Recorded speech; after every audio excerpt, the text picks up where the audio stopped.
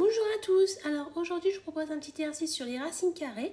Donc le but de cet exercice est de mettre sous la forme de A racine carrée de B, où A et B sont des antinaturels, et bien sûr avec B étant le plus petit possible. Je te propose donc de faire cet exercice, donc de mettre la vidéo en pause, et lorsque tu auras terminé, de mettre la fonction play, afin de pouvoir voir la correction avec les explications. Je suppose que tu as eu le temps de faire cet exercice, donc nous allons pouvoir corriger cela.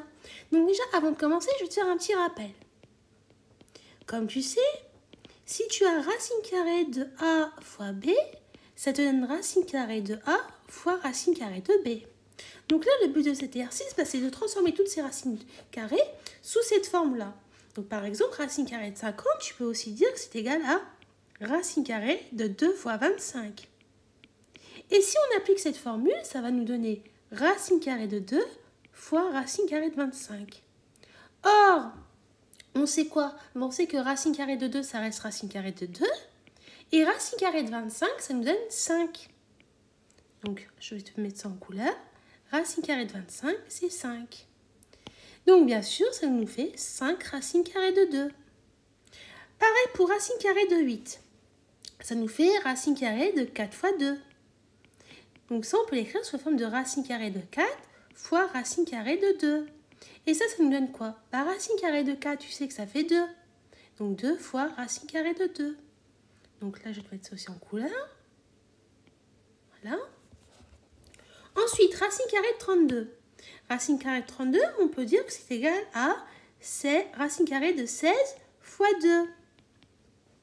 Ça veut dire qu'on peut écrire sous la forme de racine carrée de 16 fois racine carrée de 2. Or, on sait quoi? On sait que la racine carrée de 16, c'est 4. Donc, ça nous fait 4 racines carrées de 2. Donc, bien sûr, racine carrée de 16, c'est 4. On procède de la même manière pour racine carrée de 12. On sait que 12, c'est 4 fois 3. Donc, on va écrire racine carrée de 4 fois 3. Et ça, on peut l'écrire sous la forme de racine carrée de 4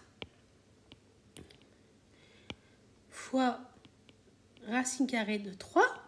Qui est égal à 2 racine carrée de 3. Pourquoi? Parce que racine carrée de 4, ça nous fait 2. Ensuite, racine carrée de 48. On sait que 48, c'est égal à 16 fois 3. Donc, on peut écrire racine carrée de 16 fois racine carrée de 3, qui est égal à 4 fois racine carrée de 3, c'est-à-dire 4 racines carrées de 3.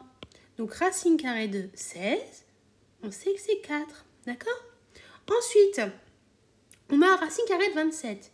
Racine carrée de 27, tu sais que c'est égal à la racine carrée de 9 fois 3. Parce que 9 fois 3, ça nous fait 27. On applique bien sûr toujours la même formule. Ça nous fait racine carrée de 9 fois racine carrée de 3. Et on sait que racine carrée de 9, c'est égal à 3. Donc ça fait 3 racines carrées de 3. Et voilà. Donc là, tu as compris qu'on vient juste de terminer de faire la correction de cet exercice. Et comme tu as pu le comprendre, pour mettre sous la forme de A racine carrée de B, on a dû utiliser une formule de cours qui est la racine carrée de A fois B est égale à la racine carrée de A fois la racine carrée de B. Donc j'espère que tu as compris toutes les explications que je viens de donner. Et je te dis donc à bientôt et au revoir.